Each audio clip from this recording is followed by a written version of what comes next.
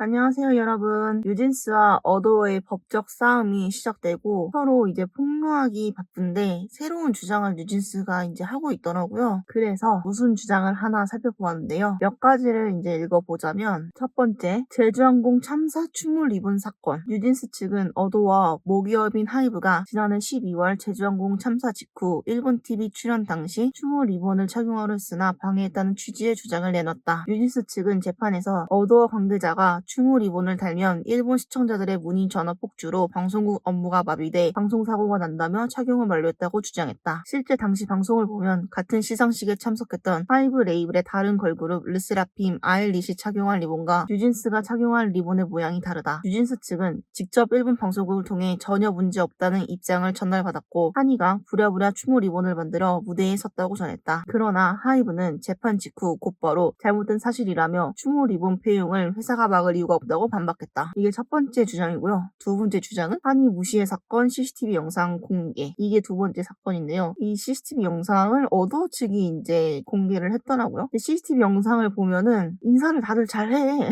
아무튼 읽어보면 이른바 무시의 사건은 한이가 지난해 10월 국정감사까지 출석한 배경이자 뉴진스가 계약 해지를 주장한 배경 중 하나로 꼽힌다. 아티스트를 무시하라는 것은 악의적인 따돌림에 해당하고 소속사인 어도어가 해당 매니저나 빌리프랩에 어떠한 조치도 취하지 않고 방치했다는 것이다. 어도어 측은 아일릿 멤버 3명이 한이에게 90도로 인사하며 복도에 들어서는 장면이 담긴 CCTV 영상을 공개했다. 영상 속에서는 아일릿 멤버들이 걸어오는 뉴진스의 다니엘을 향해서도 90도로 인사하는 장면이 담겼다. 다만 CCTV 음성 녹음은 기능이 없어 아일릿 매니저가 무시해라는 발언을 했는지 확인되지 않았다. 당연하죠. CCTV에 음성 녹음까지 되면 불법이에요, 여러분.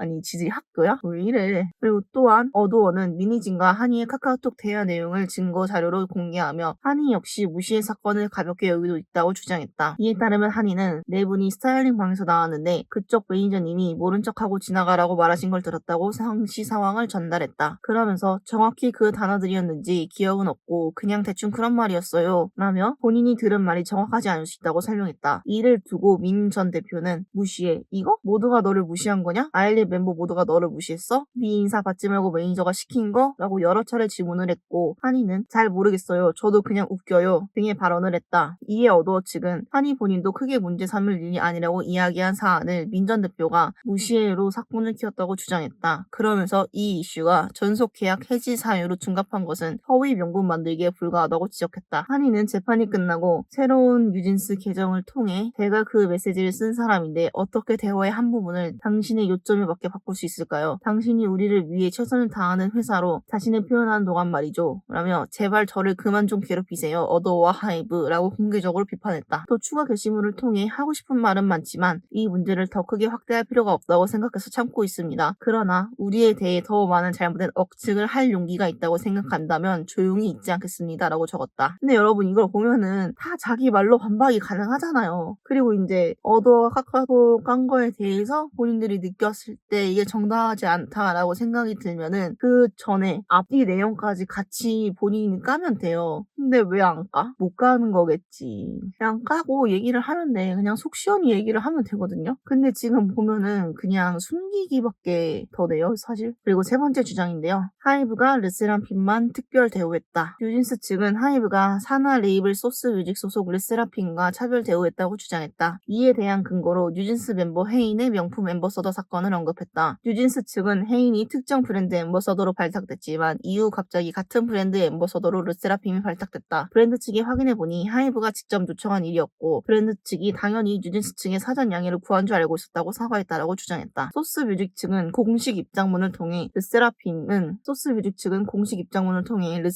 특정 브랜드의 앰버서더로 발탁되는 과정에서 특혜를 받거나 부당 이득을 취한 사실이 없다며 2022년 4월 해당 브랜드와 사쿠라가 계약을 맺으면서 처음 브랜드와의 인연이 시작됐다고 반복했다. 특별 대우했다고 이것도 말 많았죠. 제가 정확하게 기억하는데 처음에 이 논란이 터지고 나서 다들 그런 분위기였어요. 하이브의 공주가 뉴진스인 줄 알았는데 알고 보니까 하이브의 공주는 르세라핌이고 뉴진스는 신데렐라였다. 이런 기사들을 제가 많이 봤었거든요. 근데 웃긴 게 하이브나 이제 어도어나 아니면 소스뮤직이나 빌리프랩에 소속된 다른 연습생들이 볼 때는 그냥 둘 다 공주야, 그냥.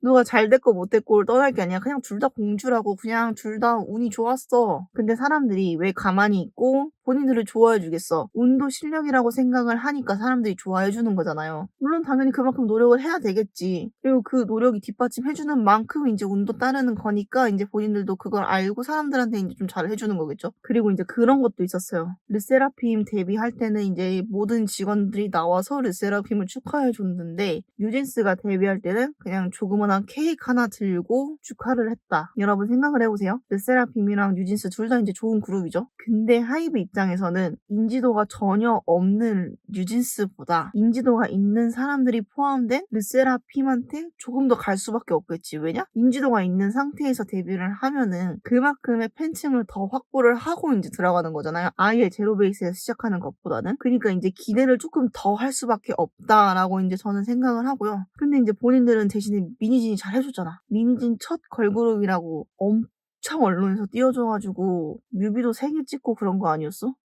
아니야? 내 말이 틀려? 사실 누구 하나 이게 차별 대우했다 뭐 이런 거는 그냥 본인들의 주장일 뿐이라고 저는 생각을 해요.